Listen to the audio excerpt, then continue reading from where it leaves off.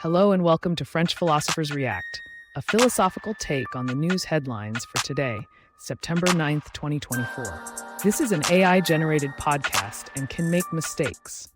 Use it for generating possible ideas, but don't rely on it as an authoritative guide to the news or to the details of French philosophy. In the news today, story, up to 50 Labour MPs could rebel over cut to winter fuel allowance. Labour leader Keir Starmer faces a potential rebellion from up to 50 of his MPs over plans to cut the winter fuel allowance. The policy, which would strip the payment from all but the poorest pensioners, has sparked widespread disquiet among backbenchers who fear it could lose the party votes.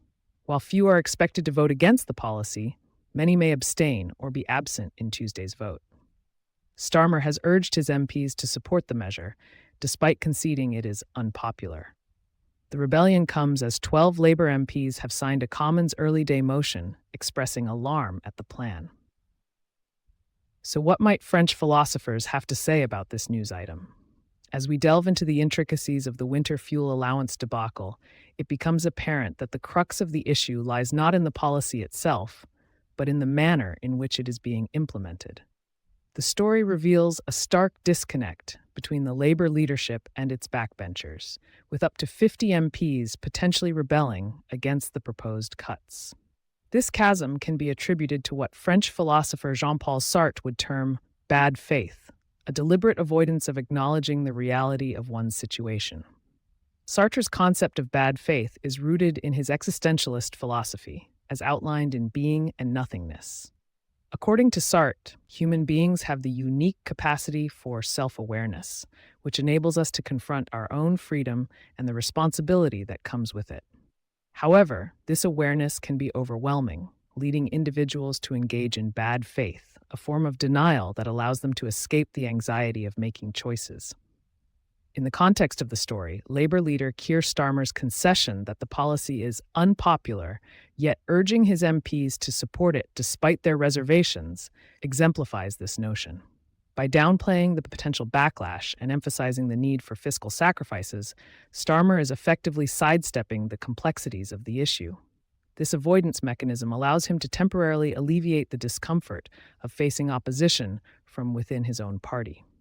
Moreover, Sartre's concept of seriality, as discussed in Critique of Dialectical Reason, sheds light on the dynamics at play among Labour MPs. Seriality refers to a collectivity that is characterized by a shared experience or condition, but lacks a unified sense of purpose or solidarity.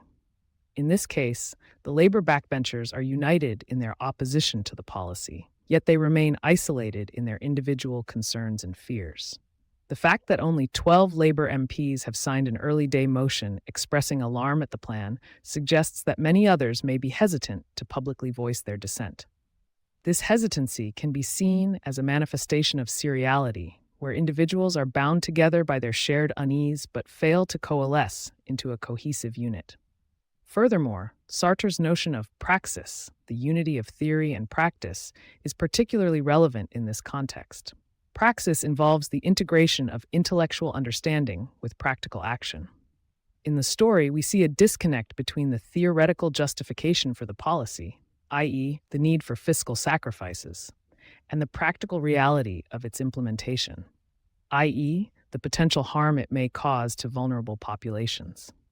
The Labour leadership's failure to reconcile these two aspects has resulted in a praxis that is disingenuous and potentially damaging. By neglecting to engage with the concerns of their backbenchers and instead relying on a top-down approach, they risk undermining the very fabric of their party. In conclusion, through the lens of Sartre's philosophy, we see that the winter fuel allowance controversy is not merely a policy dispute, but a symptom of deeper existential and ontological issues. The Labour leadership's bad faith, the seriality among backbenchers, and the disjunction between theory and practice all contribute to a crisis of authenticity and responsibility. As Sartre would argue, it is only by confronting these complexities head-on that we can begin to forge a more genuine and effective politics. Thank you for listening to today's episode of French Philosophers React. Be sure to come back tomorrow for more reflective takes on the day's news.